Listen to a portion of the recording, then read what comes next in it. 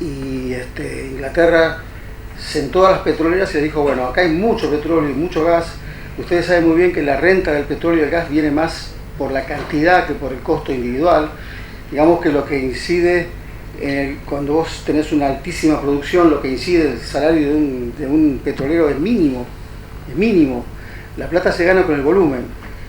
Y Inglaterra les dijo, bueno señores, la tasa de impuesto a las ganancias por la actividad petrolera del Mar del Norte va a ser el 60%, ¿sí? De una, 2/3 de la renta es para Inglaterra, el país de Adam Smith. Se puso en una posición madura y las petroleras dijeron sí señor, y ganaron mucha plata a pesar de eso. Eso es impensable en Argentina, la tasa de impuesto a las ganancias está en 30-35%, más sería tildado de confiscatorio por los constitucionalistas. Por lo cual, digamos, es muy importante comenzar esta discusión con la industria, cómo vamos a repartir esa renta.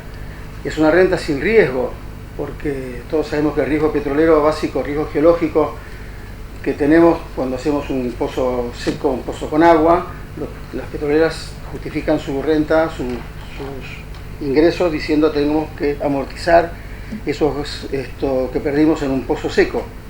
En Vaca Muerta no es el caso, el riesgo geológico de Vaca Muerta es mínimo, con lo cual ellos saben que estudian un poco el terreno, pinchan y sacan petróleo, y están sacando mucho petróleo. Un pozo de Vaca Muerta está produciendo, hay un indicador que se llama EUR que da el monto total de lo que se estima que se va a producir en un pozo. Un pozo de Vaca Muerta prácticamente en 10 años se produjo todo lo que tiene para producir, su curva de depletación es muy pronunciada, la caída.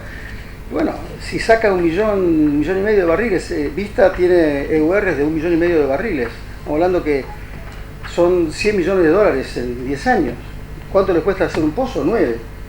¿Cuánto tienen de costo operativo, de OPEX? Y sí, tienen algo, digamos, un palo por año, 10 palos. Bueno, de 100 o de 90, 80, 70, lo que ustedes quieran, a 20 hay una diferencia enorme. Y eso es lo que tenemos que comenzar a discutir.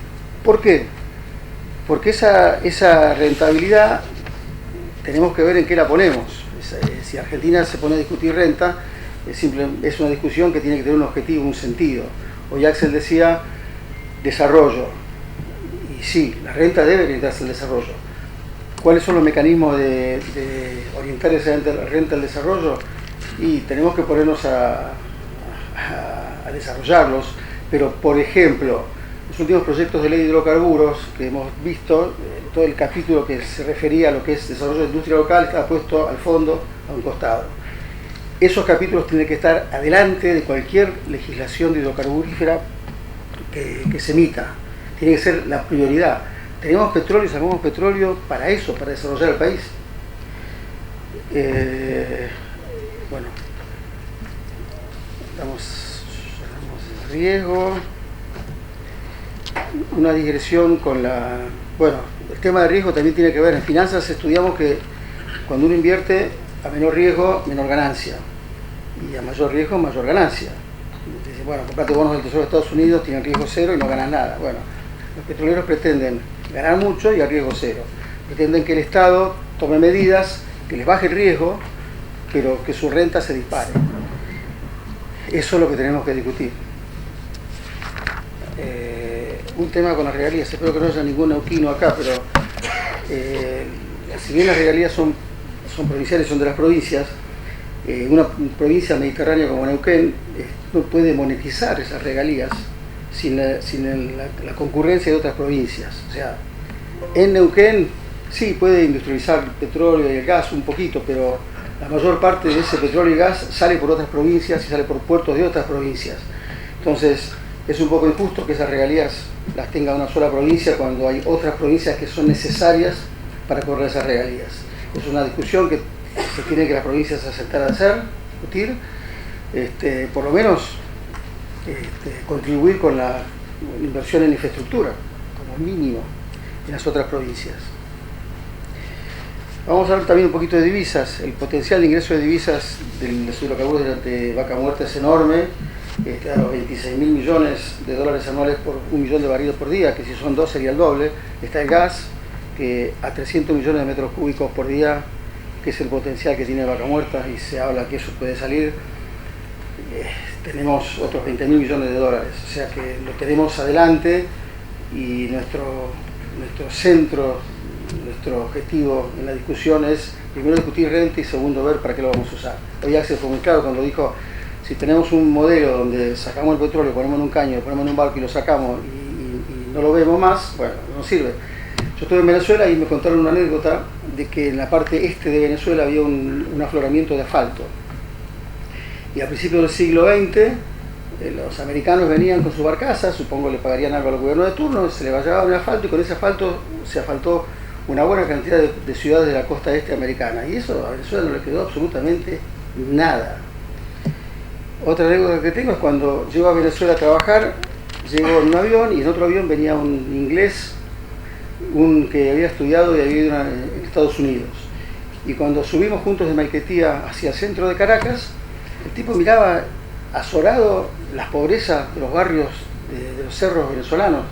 Y me decía, Gustavo, yo no sé nada de geografía, me mandaron a un país latinoamericano, ni sabía dónde iba, podía ser la capital de Brasil, Caracas, qué sé yo. Lo que sí sé, porque soy del petróleo, es que Venezuela viene produciendo entre 2 y 3 millones de barriles de petróleo de los años 20. Y esa riqueza acá no la veo, acá no está. Venezuela en ese momento tenía el 80% de la población bajo la línea de pobreza, cuando comenzaba el chavismo, eso fue en el año 2000. Bueno, con los chicos le dimos las venas abiertas de América Latina y eso se puede ver y se puede continuar si no nos ponemos los pantalones y nos ponemos a hacer algo ya. Otra cosa que les quería decir, bueno, el tema de las divisas, ojo, como dijo Axel, que si largamos el petróleo y el gas afuera y las divisas se las quedan afuera por la libre disponibilidad, vamos a tener un problema, no vamos a tener esas divisas. Y ojo porque muchos consultores nuestros que ya están hablando, y bueno, podríamos dejar un 60% de divisas afuera, 60% con las divisas que te pidan para importar cosas, y le dejas un 60% afuera, el balance de divisas de cada inversión va a ser negativo. Estamos para atrás. Así que es un tema que tenemos que hablar. En el futuro veremos qué hacemos, pero ahora con la crisis de divisas que tenemos, le podés dejar un poquito de divisas para que pague un préstamo de inversión donde el tipo demuestra que trajo la divisa. Bueno, también querés asegurar que lo vas a pagar, quédate con este poquito de divisa de exportación afuera. Pero en este momento eso debe ser marginal. Y finalmente la discusión de la renta y las retenciones van en paralelo y de la mano la discusión de dos temas. Uno es la planificación de desarrollo, un desarrollo industrial que lo tenemos que planificar de vuelta, le tenemos que poner obligaciones a las empresas petroleras de desarrollo, es decir, si las concesiones las damos, en las concesiones debería haber obligaciones de integración de local, de insumos y de mano de obra. Eso tendría que estar pautado y como una obligación medible y punible en las petroleras.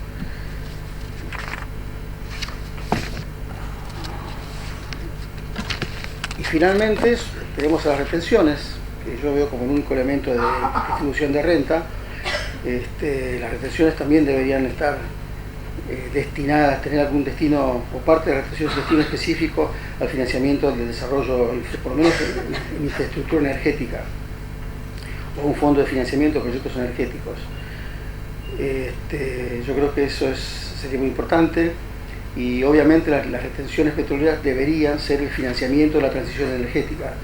¿De dónde vamos a sacar plata para financiar las renovables y del petróleo? O sea, parte de esas retenciones deberían venir de ahí. Y bueno, y yo cuando hablamos de retenciones, quiero llamar la atención de que el último proyecto que se presentó y que no salió de hidrocarburos, por lo menos la primera versión que circuló, había un tratamiento móvil de las retenciones. Pero ¿qué pasaba? Para abajo, cuando el precio bajaba, se llegaban a cero. Eso sí, si el barril se iba a $150, quedaban en 8. Bueno, eso no es razonable y no es equitativo. Eso hay que sentarlo. Y las empresas saben, porque están en otros países donde por ahí el tratamiento es mucho peor.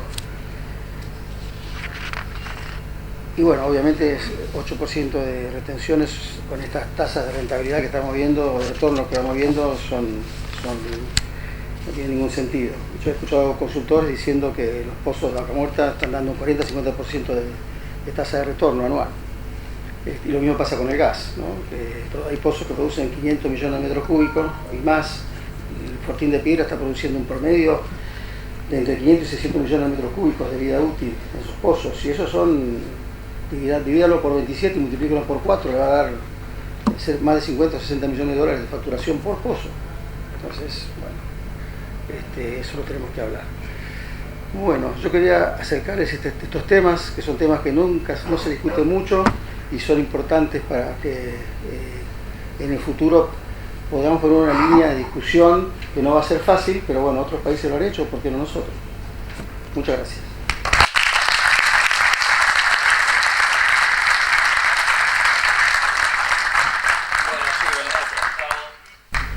Continúa con la palabra el ingeniero Bruno Capra. Hola, sí. Buenas tardes a todos. Si nos esperaron, les pido disculpas, pero fuimos a comer al centro estudiante acá y tardaron mucho para calentar el sándwich. Pero bueno, hacía falta.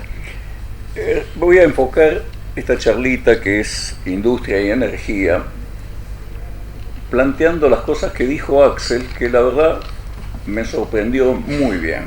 Muy bien en el sentido de la coherencia, la integridad del pensamiento y la densidad.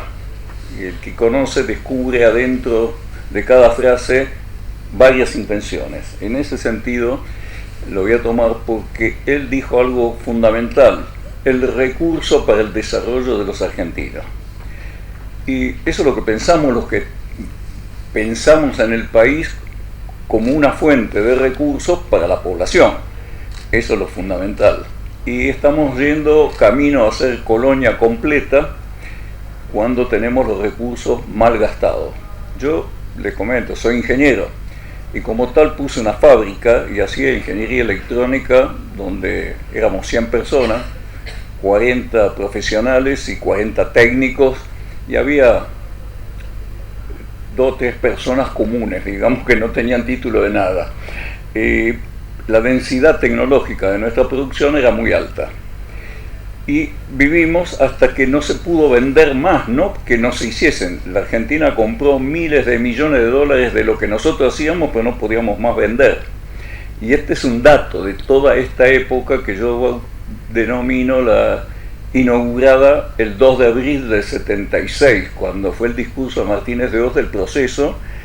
Después Menem atornilló todo eso con más precisión y generó las leyes de inversiones extranjeras, la ley de entidades financieras y un montón de reglamentaciones, hasta resoluciones, que hacen prácticamente imposible trabajar bien en la Argentina. Bien significa con crecimiento, con desarrollo, y de eso es lo que hablo, del desarrollo, porque el crecimiento es relativamente fácil. Es poner plata en el bolsillo de la gente y la gente gasta. Pero si nosotros vamos a hacer motos, como todos más o menos saben, pero las motos no tienen un tornillo nacional, vienen desarmadas, se arman y es una fábrica de motos. Eso es colonia de punta a punta. Los autos pasa exactamente lo mismo. Si lo analizan más o menos, la realidad es que más del 90% del auto es importado. Le dan más porcentaje porque usan piezas del Mercosur y las terminan, o sea, la definición del gobierno es el cambio de una posición arancelaria define la industrialización.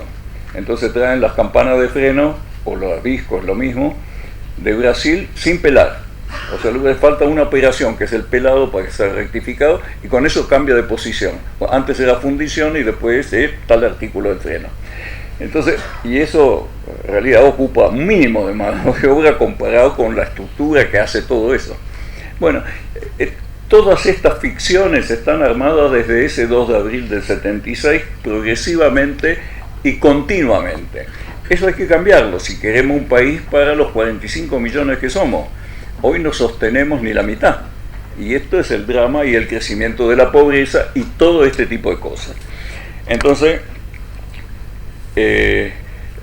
también Axel dijo un montón de otras cosas. Con la propiedad de recursos. Esto no hace falta demostrarlo. La propiedad de recursos es del pueblo. De eso no hay ninguna duda en las leyes, ni en la Constitución, ni en ningún lado. Sin embargo, ¿qué disfruta el pueblo del recurso que tenemos? Poco y nada. Entonces, en ese sentido, yo hago como muchos, mandamos los WhatsApp, y mi primera impresión, la mandé, qué bien que hizo Massa que se sentó sobre vaca muerta.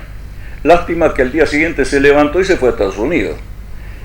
Resultado, hay un sistema para que las compañías petroleras puedan comprar con dinero de ellas los insumos para sacar el petróleo en Estados Unidos.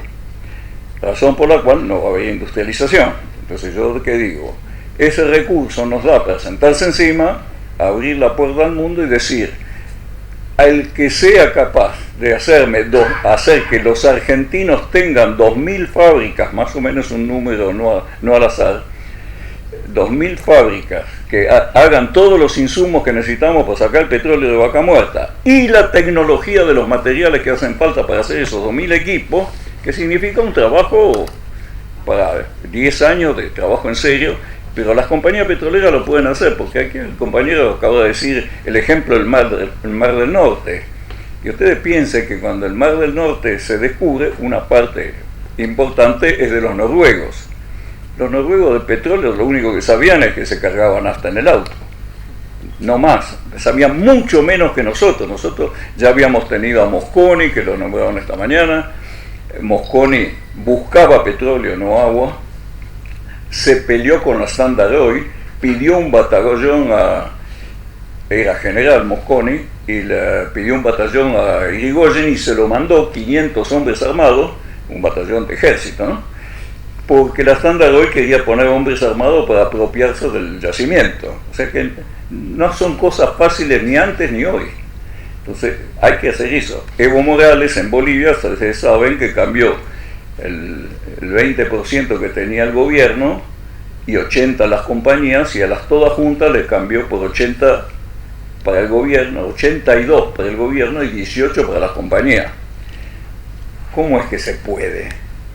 Porque de 80 a 18 y siguen la misma compañía sacando el mismo petróleo.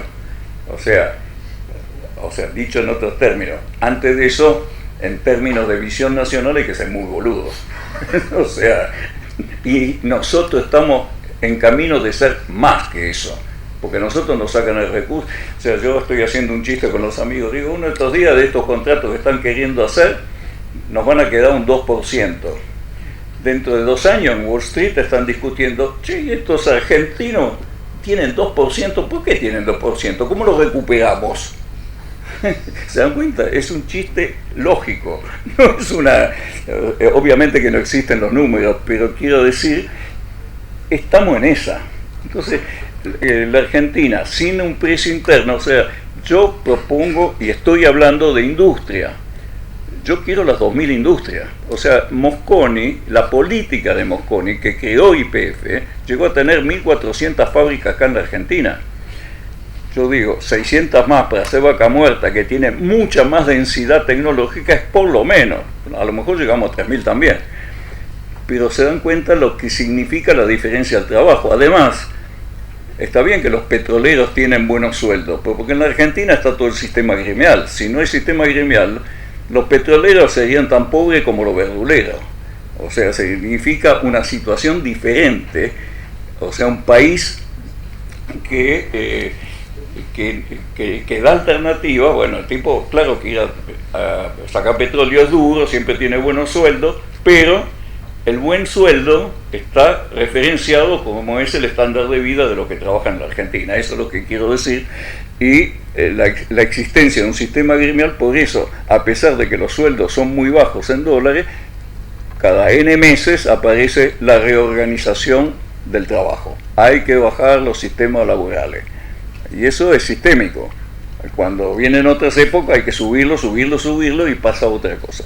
Entonces, la idea tecnológica, cuando teníamos industria, que yo la conocí la época, era creciente. Yo hacía equipos para la industria y me tocaba hacer para medio mundo, porque, digamos, se necesitaban controles, manejos indirectos, el inicio de las automatizaciones. Yo, por ejemplo, fabriqué en la fábrica nuestra toda la ingeniería de la automatización de la planta del lugar. Pero ¿por qué nos tocó hacerla a nosotros? Porque la planta vino llave en mano. pero nadie le quiso vender al UAR la automatización de las cubas. ¿Por qué? Porque eso le bajaba el costo entre un 4 y un 5%, y un commodity con un 5% de diferencia no vende directamente, no puede o pierde. Entonces se mide en centavos, porque la cotización del aluminio es el lingote, y el lingote, un 5%, bueno, la hicieron acá, y me seleccionaron a la empresa nuestra. Entonces, eso es trabajo, y esto es todo un concepto. En esa época el INTI tenía registro de los contratos de transferencia de tecnología, y si no tenía la aprobación del INTI no podía pagar un centavo. Entonces todos se devanaban los sesos cómo aprobar un contrato. Hoy todo eso es libre y las compañías hacen una costura con doble hilo. Fenómeno, hace una patente y vale 10 millones de dólares. Anotan, qué sé yo, van al Banco Central, le piden los 10 millones y lo dan. Y así los perdemos. O sea, entonces todo este tema de la industrialización, págame cuando tengo, porque si no, quedan yo puedo seguir una hora y media. 5 minutos. Bueno, está bien. Te aviso.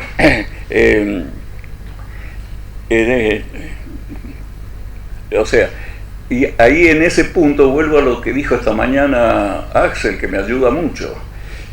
La industrialización a costo de energía argentina. Ustedes piensen que la alimentación y la energía son dos componentes vitales. En economía eso se llaman insumos difundidos. Estos insumos difundidos los consumen todos. Ustedes se dan cuenta o no, pero un ser humano, si está vivo, consume energía y alimentación. No hay ninguna duda de eso. Razón por la cual, si es cara, estamos condenando al país a la miseria. Y esto es lo que estamos viendo. Esto de la alimentación, que los precios suben. ¿Por qué? Porque en la UIA, digámoslo con claridad, son solo empresas argentinas de capital externo. Todas han mudado su sede, aunque sea Montevideo, porque ahí tienen todos los manejos con la divisa, que es el gran negocio que la Argentina como proveedor de materias primas, la minería, la alimentación, todo tributa afuera. ¿Y cómo hacemos para encarar la vida de los jóvenes que salen de las universidades, si es que llegaron, o de los jóvenes que no van a la universidad, si no tienen derecho a vida digna? Y bueno, no lo tienen porque la suma de estas cosas y la energía, como dijo Axel, energía costo argentino, es lo que impulsamos desde IESO, desde siempre. O sea, no concebimos que se ponga como referencia el precio internacional. Es una estupidez, visto desde el punto de vista político argentino nacional. Si lo vemos con otros criterios, que es lo que se hace, bueno, los otros criterios existen y nos condenan, pero nos condenan. Dentro de poco va a dar una charla YPF. Yo con YPF no comulgo lo que está haciendo. No lo comulgo desde que subió nuestro gobierno y lo puso a un gerente, un director, presidente, que decía que por suerte somos una compañía internacional, porque si nos regiésemos por las cosas de la Argentina no podríamos hacer negocios o no podríamos funcionar. Pero eso lo decían actos públicos, como si fuese y eso es tolerado en la Argentina. Yo creo que en otra época le hubiesen tirado tomate ahí mismo. El problema es tener tomate en una conferencia, pero la versión es esa. Entonces, yo lo que les digo a los jóvenes que estaban escuchando es, muchachos, comprométanse con este tema y salgan a militar. Tenemos las elecciones cerca. Mi ambición es que la cosa nacional se mueva, se exija, se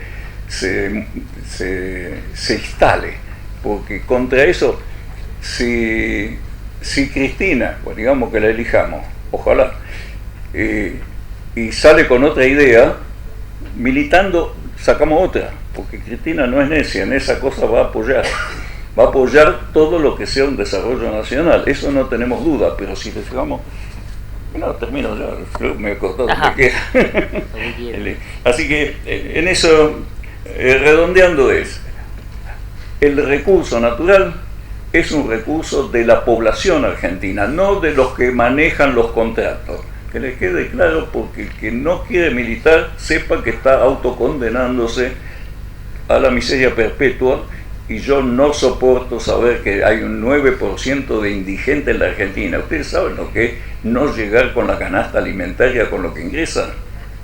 Y eso es en mi país, no en otro. Nada más.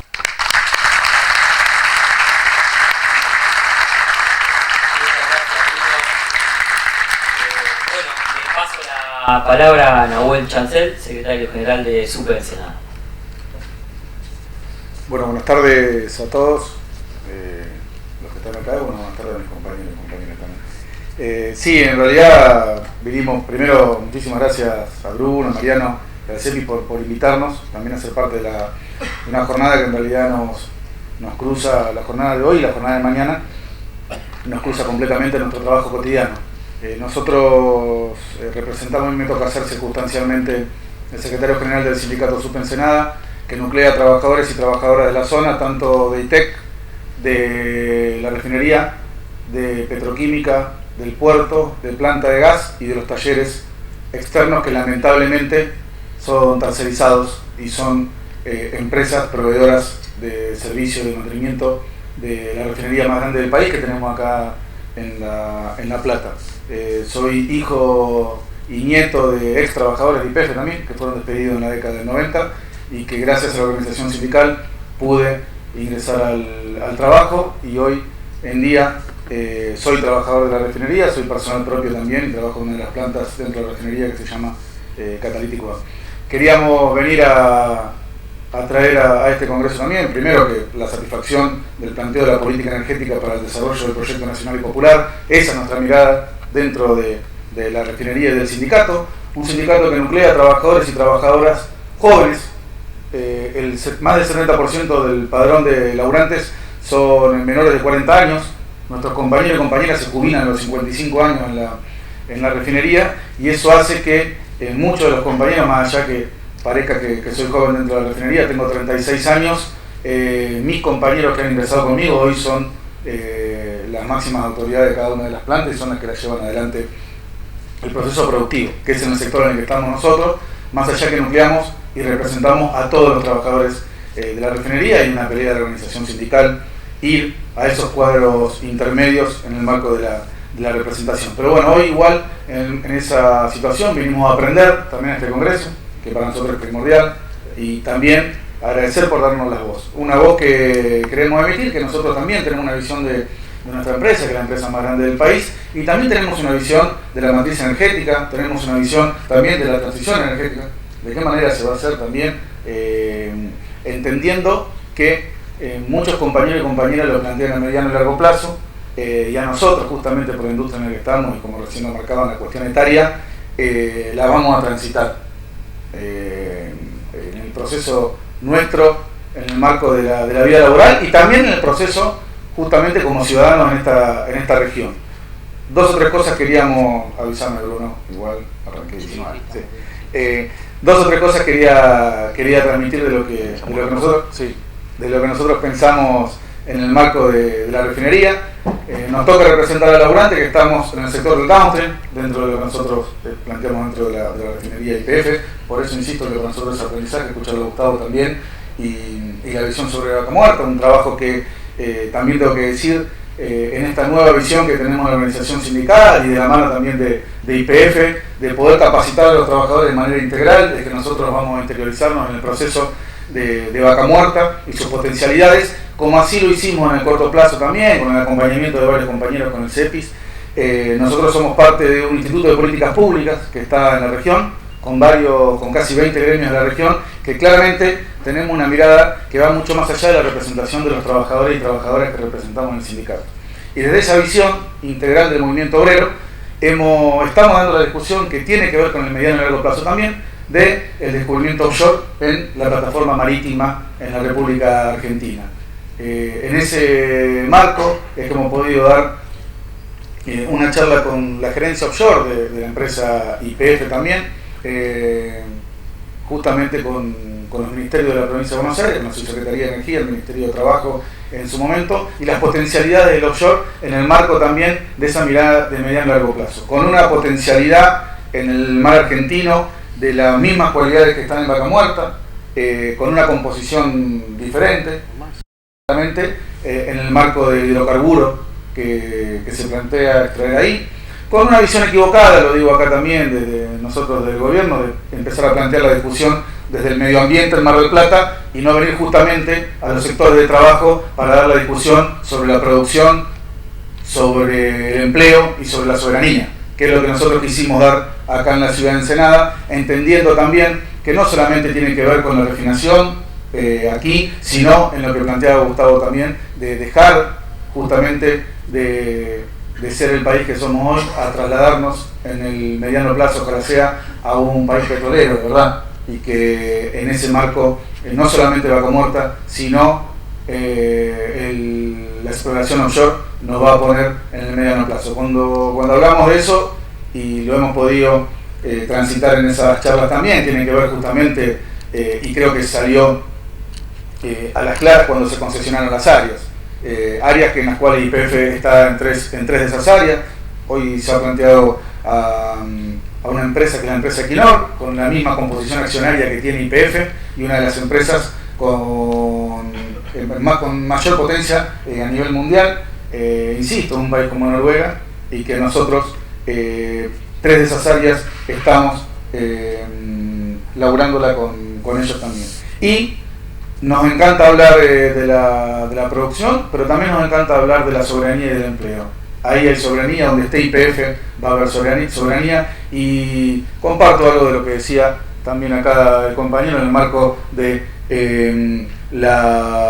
quizá el manejo de la empresa YPF después del 2012, del 16 de abril de 2012 en adelante, que quizá ahí hemos tenido algunas contradicciones de la organización sindical, pero lo que sí nos queda en claro es que la definición política de Cristina Fernández de Kirchner de expropiar la empresa, de nacionalizarla y de que la composición mayoritaria sea del Estado Nacional, nos pone en estas perspectivas que planteamos ahora. Si la empresa hubiese seguido en manos claramente extranjeras, no estaríamos dando esta discusión ahora, ni de Vaca Muerta, ni de los acuerdos que se hicieron en ese momento, que quizá nosotros los mirábamos con otros ojos también, pero hoy nos dieron herramientas para dar la discusión de acá en adelante, ni esta exploración que se plantea en la plataforma marítima de la República Argentina. Esa definición política nos planta en un lugar, y que insisto, en un lugar porque recién se habló de los salarios de la industria petrolera, que son mejores, muy posiblemente, de los de un ministerio acá, pero que no son salarios altos. E insisto, y no hablo de la cuestión numérica, hablo de la capacidad de consumo que puedan tener los trabajadores y las trabajadoras, y es una obligación nosotros como organización sindical de pelear por eso también, y claramente de las empresas de entender que hay trabajadores y trabajadoras que van a producir en esas empresas. Cuando hablo de eso también desde el movimiento obrero, y quizá por una cuestión etaria, es que quizás queremos empezar a rediscutir convenios colectivos de trabajo que amparen en el marco del crecimiento de la producción de la empresa, pero que tengan un correlato con el reconocimiento de los derechos.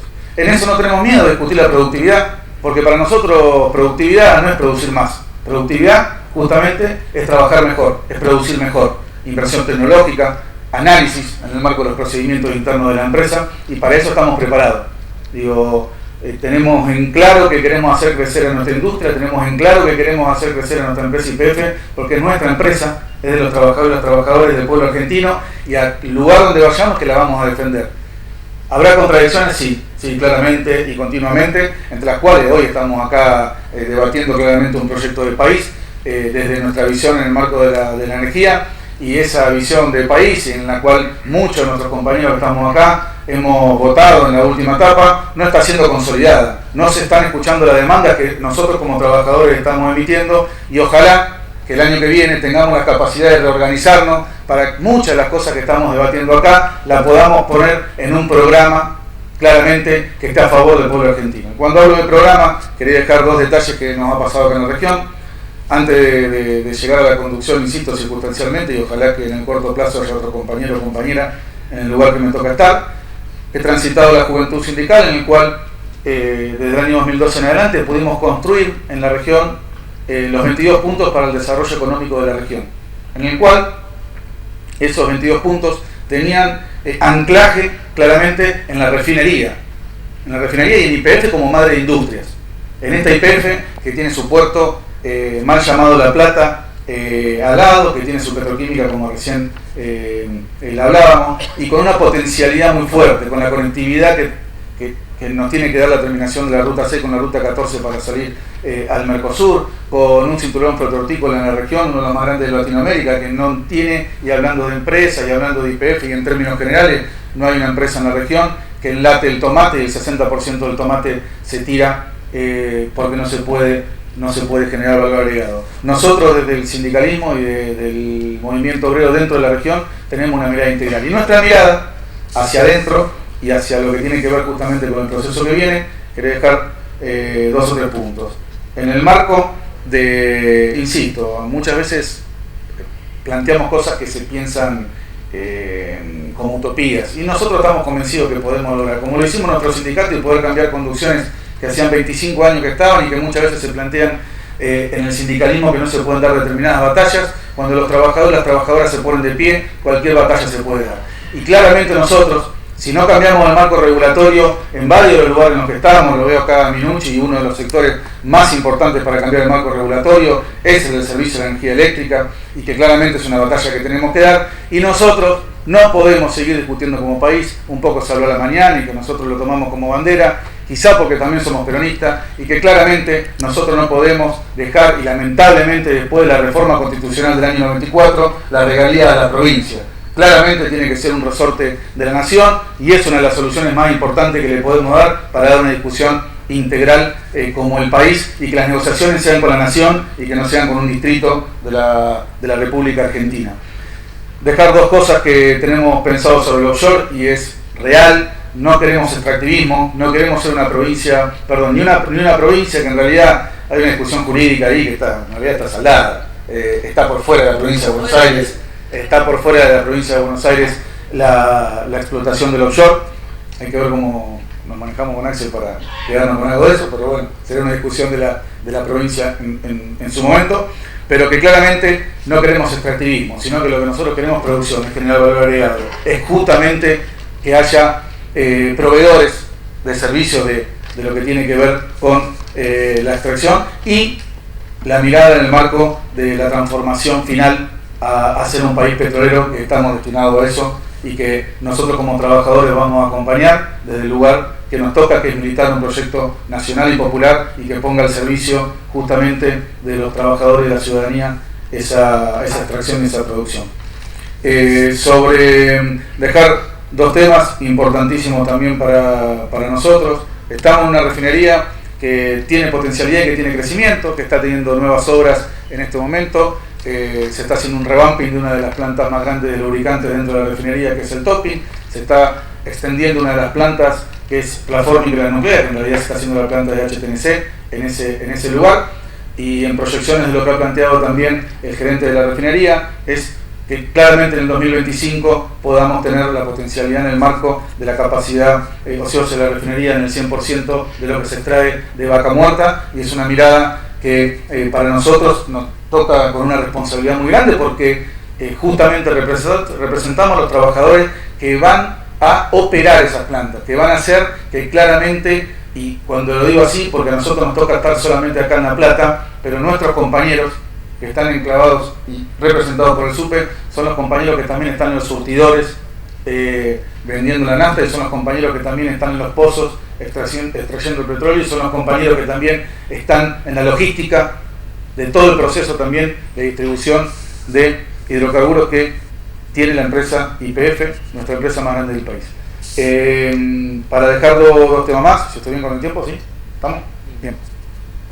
Para dejar 2 temas más que tenía anotado. Uno es político y el otro tiene que ver más con... Ahí lo digo.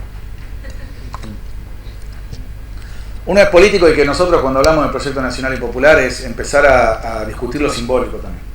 Y me parece que discutir justamente algo que se está acomodando internamente, que el directorio de YPF ya lo ha votado y demás, o que tiene una posición.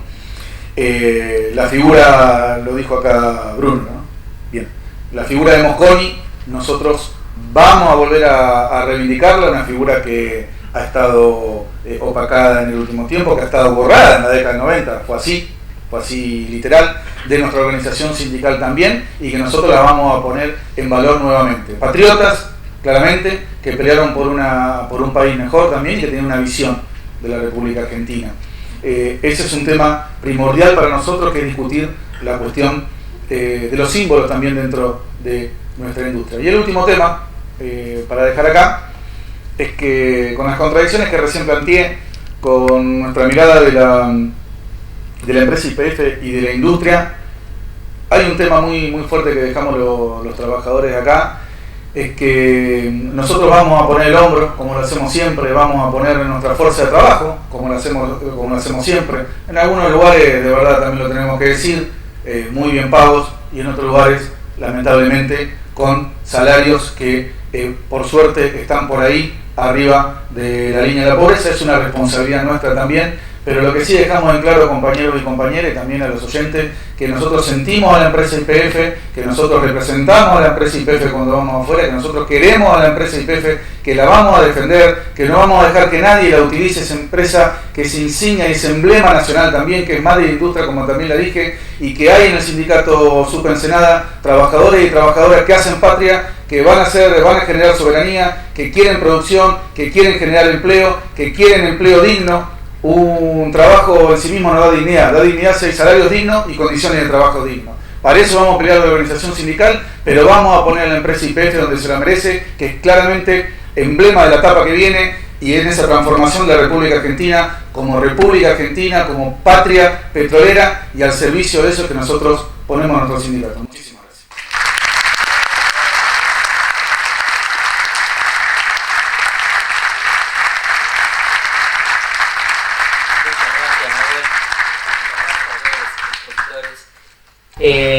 Está planteado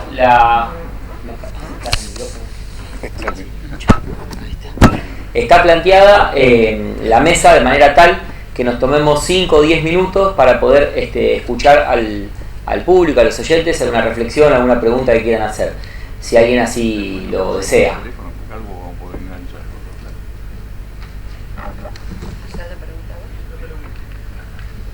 Se puede preguntar el salario. Si alguien quiere... No, estoy bien. No, solamente para agregar a lo que decía Nahuel recién, con respecto a la reivindicación de la figura de Enrique Mosconi, ya está definido por directorio el complejo industrial La Plata, que no está en La Plata, que toca a Ensenada y a Berisso, se pasa a llamar Complejo Industrial Ingeniero Enrique Mosconi. Falta la instrumentación, pero la decisión ya está tomada. Muy bueno.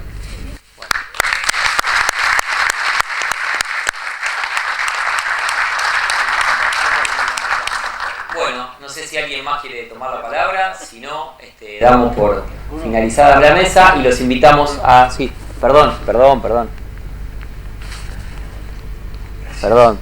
No, quería decir, hablando de la industria y de las potencialidades industriales que tiene que ver el petróleo y el gas. Hace poquito se planteó un conflicto con el tema de la cañería que se estaba proveyendo para el primer tramo del gasoducto Néstor Kirchner. Estamos hablando de 600 kilómetros de cañería. Una discusión que sí fue importante, pero lo que tenemos que pensar nosotros es que ese ducto, que va a transportar como máximo 30 millones de metros cúbicos por día, está enfrente de un potencial productor de 300 millones de metros cúbicos. Entonces yo diría que más que pelearnos por esos 600 kilómetros, tenemos que pensar que para hacer los 10 gasoductos más que vengan, o no sé cuándo, y aparte los oleoductos que van a hacer falta, va a haber una escala suficiente como para que el país se plantee y diga: quiero tener la minación propia de ese acero en Argentina, porque tengo la escala como para cualquier empresa externa o local haga muy buen negocio haciendo la laminación y por supuesto la tubería. Yo creo que eso es la forma que tenemos que enfocar el uso de la industria petrolera para el desarrollo industrial. Eso es un ejemplo bastante claro. Y otra cosa que les quería comentar es que yo tuve la oportunidad de leer el DNU macrista por el gasoducto que se hizo en el 19, y bueno, la verdad que les comento como anécdota lo que leí de ahí. El primer punto, el privado fue a pedirle al gobierno que como no conseguía el dinero, necesitaba un negocio de altísima rentabilidad. Entonces consiguió que lo dejaran 17 años afuera de la ley 24.02.76, que es la que regula las tarifas, es decir, le daba tarifa libre. No contentos con eso, le fueron a decir: bueno, pero aparte de eso, para conseguir el dinero necesitamos algo más. ¿Y qué querés? Sí, necesitaría tener un contrato de aseguramiento de 10 millones, de transporte de 10 millones de metros cúbicos por día por lo menos 10 años, para que yo lo muestre al financiador, mira, no importa, yo voy a cobrar por el transporte de 10 millones de metros cúbicos, para que te asegures tu recobro. Y bueno, estaba previsto en la licitación, porque yo eso lo leí personalmente, de que se iba a hacer un contrato por acarreo de gas con Camesa, que es un delivery europeo, o sea, cargas o pagás, si no cargas, pagás igual. Cuando consulté con la gente de Camesa me dijeron sí, vinieron acá a hablar y nos avisaron que la tarifa de transporte iba a ser el doble de lo que estaban pagando los cargadores en ese momento. O sea que más curro no podía ser. Y todo eso se hizo por la razón de decir que tenemos que poner plata y tenemos que conseguir una actividad muy rentable por el altísimo riesgo país. Pero cuando uno va a ver la licitación, el 25% era lo que ponía el financiador, el inversor privado. El 50% lo ponía la ANSES a través de su fondo de garantía y sostenibilidad, no como inversionista, sino como un prestamista, un socio bobo. El resto lo ponía una agencia norteamericana de inversión. O sea, el apalancamiento que iban a tener el privado, si hacían ese negocio, esa licitación, iba a ser brutal, iba a ganar plata. Y por supuesto el Estado, que iba a ser socio de un 50%, iba a cobrar un magro interés, porque era un préstamo a tasa baja, y bueno, iba a terminar probablemente como los préstamos del Banal. No le van a decir, paga Dios de nunca. Bueno, eso es importante, lo quería mencionar porque está la diferencia entre un proyecto donde hay una ideología y un proyecto donde hay intereses. No hay ideología, hay intereses. Yo estoy seguro que si la gente de la oposición necesita cantar la marcha peronista para hacer un negocio, lo va a hacer. Si se tiene que transformar en ruso o ponerse los ojitos chinos, lo va a hacer. O sea, no va a hacer lo que sea para hacer el negocio, porque lo importante para ellos es el negocio, el interés. Esa es la contraposición básica que tenemos entre los dos proyectos.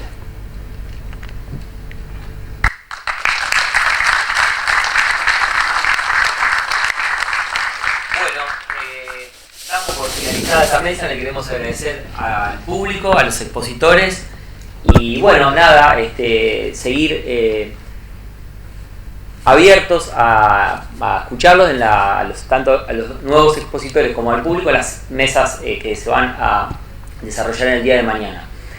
Hoy los invitamos a quedarse, que en un ratito nada más va a haber un cierre del congreso que va a participar Pablo González, el presidente de YPF. Así que, por favor, en media horita más o menos comenzamos. Muchas gracias.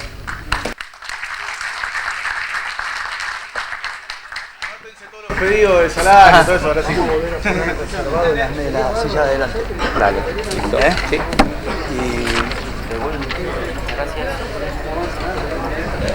Gracias. Bueno, seguimos con las entrevistas en este Congreso de Energía 2022. En esta oportunidad estamos con Gustavo Atencio, que recién tuvo una charla muy interesante. Y bueno, en función de esto queremos preguntarte, Gustavo, ¿qué perspectiva le ves a este Congreso y las posibilidades de que a nivel internacional las cuestiones mejoren o empeoren? ¿A nivel internacional qué te referís? Básicamente al abastecimiento. Mirá, primero este Congreso me parece de una potencialidad enorme. Recién estaba hablando con el compañero del sindicato, porque cuando yo planteo tenemos que poner sobre la mesa de discusión ciertos temas, y el sindicato, ¿por qué no? El sindicato tiene que estar planteando estos temas. Para eso tienen que conocer estos temas. Entonces, nuestra misión como especialistas, consultores o expertos es ir a explicarles al sindicato las cosas como son, para que ellos puedan estar en la mesa de discusión. Tenemos una discusión muy importante para hacer en el futuro. También, yo no traté el tema del offshore, pero el tema del offshore va a ser muy potente porque hay mucho petróleo, y Argentina tiene que tomar una actitud madura entre los especialistas, el Estado, los sindicatos, como qué vamos a hacer con todo eso, con toda esa tonelada de plata que va a entrar. Y básicamente el objetivo es desarrollo. Desarrollo nacional. Exactamente. Bien. En el mundo estos problemas van a seguir. Argentina tiene el insumo más importante de la transición energética, que es el gas. Es decir, China, India, Estados Unidos, Chile, todavía generan a carbón. Y ahora con este lío de la guerra, bueno, se dejó de hablar, pero muy pronto se va a volver a hablar de la necesidad de apagar las usinas de carbón y encenderlas a gas. Claro. Y Argentina tiene gas para eso. Tiene que saber de que no lo puede regalar, y si lo tiene que dar bajo condiciones bajo condiciones que le favorezcan no tanto su negocio, sino su desarrollo. Otra vez, siempre el desarrollo va adelante de todo. Yo cuando dije en los proyectos de leyes de hidrocarburos que hay, tenemos que poner el tema de desarrollo y industria adelante de todo, claro, porque para eso tenemos petróleo y gas. Bien, yo es una pregunta que le hice a varios ya entrevistados, pero necesitaríamos otro congreso, ¿no? ¿Qué opinas? Sí, absolutamente, absolutamente. Esto tiene que ser un disparador. Bueno. Disparador y moverlo, sacarlo de La Plata, llevarlo por todos lados. Bien, bien, coincidimos. Exactamente. Bueno, sí, gracias, Gustavo, muy amable por gracias a ustedes. tus palabras. Gracias. Bueno, en esta oportunidad estamos con Nahuel Chancel, secretario general del Sindicato Petrolero de la zona de La Plata, Berizo y Ensenada. ¿Está bien? Nahuel, sorprendido por tus palabras, por tu discurso, y de la misma manera quiero preguntarte cómo ves vos el desarrollo del Congreso y qué interesante, y si te parece interesante que más voces de trabajadores estén presentes en este tipo de organizaciones, de eventos. Sí, primero que veo extraordinario la disposición de venir a discutir otros temas que quizá la ciudadanía en términos generales no lo está discutiendo y que son importantísimos para un proyecto justamente productivo como nosotros queremos, con empleo y con soberanía. La verdad que es extraordinario, primero desde la apertura, los diferentes panelistas también, y una mirada a mediano y largo plazo que tiene que ver justamente con la integralidad también de los trabajadores en ese proyecto de país, pero mirando la matriz energética y la rediscusión de eso, y no dejarla librada solamente la discusión a las empresas extranjeras también y a las multinacionales. Bueno, pero justamente en este momento nos encontramos transitando 30 y pico de años del modelo instaurado en los 90. Nosotros creemos que como coorganizadores de este evento, este tipo de espacios de debate son necesarios justamente para comenzar a ver si podemos mejorar o podemos cambiar el modelo. Ustedes están en lo mismo, por lo que yo advierto.